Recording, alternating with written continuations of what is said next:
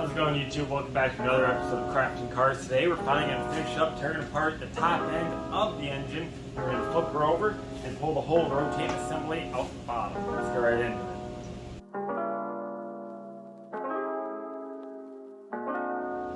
Alrighty, so real quick we're going to go through and we're going to take all of the lifter guide trays out. They're just plastic held in with a couple of 10mm bolts. Ooh, they're barely in there. But they did not all come out. So just got to reach in there and just like that. So that's what they all look like. And again, they're all held in with just this one 10mm. Now I do have new ones of these, so I'm not going to be reusing any of these lifters. I have LS1 style ones, which are fully enclosed. They're already here, and I have new guides. So it's really not that important that I keep all of these organized or safe, since I'm probably going to end up tossing them anyways. So let's get the rest of these all pulled out real quick here.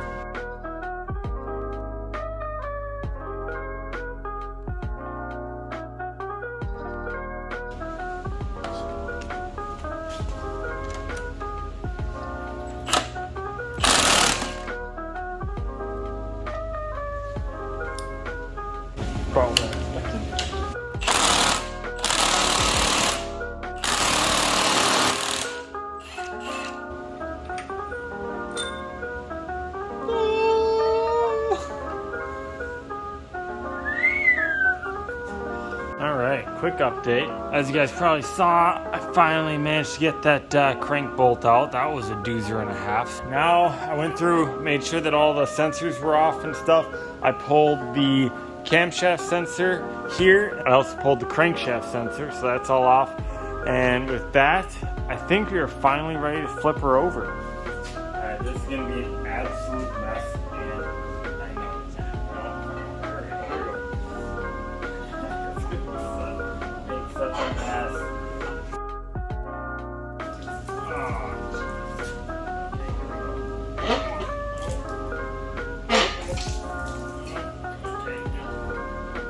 We made an absolute mess, but she's finally upside down.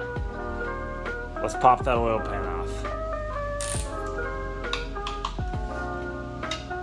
If you guys ever see me using this tool, just know I always go through and I break them all by hand before I go full impact with it. That way I don't need to worry about pulling any of the threads out or anything goofy like that.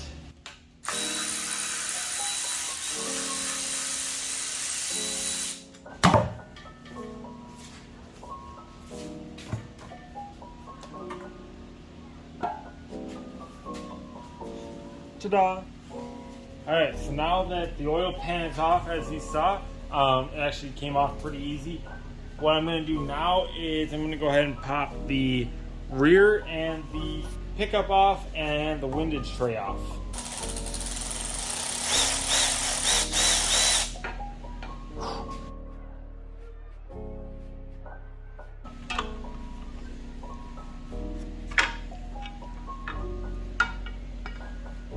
A bada bing, a bada boom.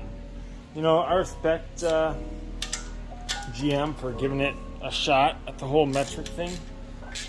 But it's like they've never done it before, because all their metric socket sizes and stuff are like 13s and 15s. Like, what are they? German? Right. 10s, 12s, and 14s, people. It's not that hard.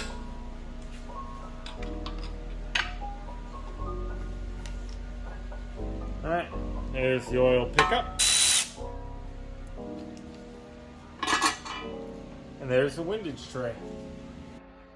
Alright, I don't know what I was thinking, but I stopped the camera because I thought I was going to need a whole new pulley system. I couldn't get the old one off, but it must have broken it free just enough for me to actually be able to use some heat and hit it with a hammer. Because I had the oil pan off, I could get a really good angle, because this was on here like this. And so if you look down there, that's a perfect spot. I just hit it with a hammer, turned it, hit it with a hammer. So, now that that's off, let's get this front cover off, and we can start pulling the timing chain and oil pump off, and then maybe it's taking a little bit longer than I expected, but hopefully we'll still be able to pull the whole rotating assembly out after that.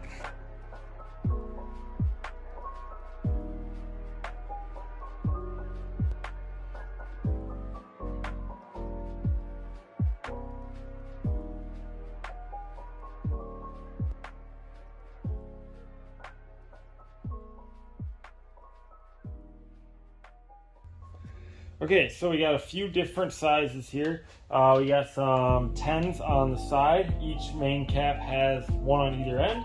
And then the inner bolt is going to be a 13 millimeter, and the outer stud is going to be a 15 millimeter. So I'm just gonna go through and crack them all loose, and then I got the little 1/4 inch impact. I'm gonna go through and pop them all free.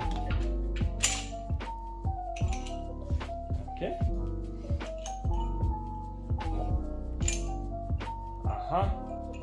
Don't want to lose those guys. I'm just going to leave them in there for now. Beautiful. Okay, so now real quick, I'm just going to go through and pop off all of the rod caps. As you can see, I already got this first one off. So yeah, I'm just going to set these off to the side in the order in which I took it off. Like that.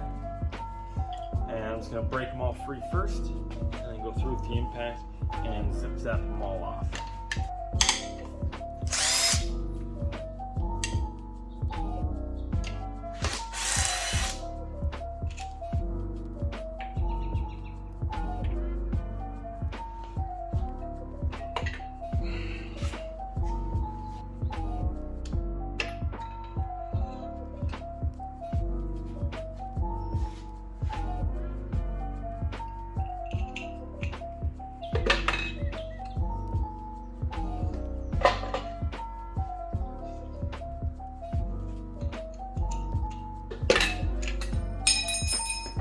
Alright guys, so as you can see, got all of these pulled out.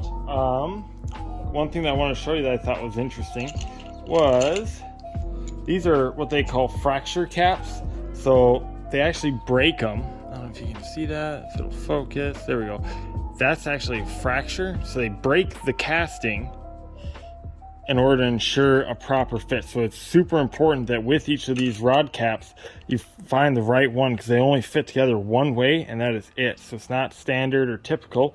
If you go with a new one, typically they aren't like this, but yeah, I just thought that was interesting. And everything in here is super sharp, so you want to be careful when you pull and drop each one of these pistons out of here, because you can catch your hand on the ends and the corners here. They are really sharp, so yeah, just be careful about all of that. But other than that, guys, that's all that I have for you today. Now you can see everything that I need to order, and I have a much better idea about what route I want to go with this build. Yeah, this is my first LS1. I've never done this before, so if you have any tips or pointers, feel free to let me know. I'm learning just like you guys. Yeah, so I definitely don't claim to know everything, and I'm excited just to learn a new engine. Everything that I know is B series and EJ Subaru motors. So yeah, really excited about this. Anyways, with that being said, guys, appreciate you sticking around if you made it this far. If you have any tips or comments, leave them down below. And until next time, guys, we'll see you on the next video. Bye-bye.